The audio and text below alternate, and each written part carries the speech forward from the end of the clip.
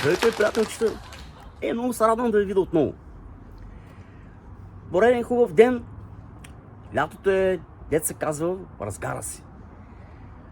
Набързо. Има една много хубава дума в английския език. Казват англичаните, използват думата procrastination. Означава, когато някой нещо отлага. Приятели, вие не отлагайте. Септември наближава, отпуските свършват и билетите за двете представления на Димитър Тоджаров в Шкумбата в Великобритания. 25 септември ресторант Уникат и 26 септември Питърбъро.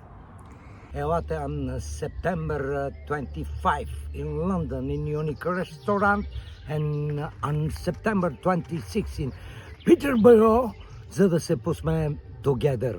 Бивали небивалици. Used to be unbelievable. Очакваме ви. Шкумбата не гостува, не пропускайте момента, не отлагайте, не оставяйте за последния момент. Пак ви казвам, да не излизам аз виновен. Айде, по-навреме, билети, да се видим, да се позабавляваме и да се оставим един траен и незабравим спомен с Шкумбата. Заповядайте, очакваме.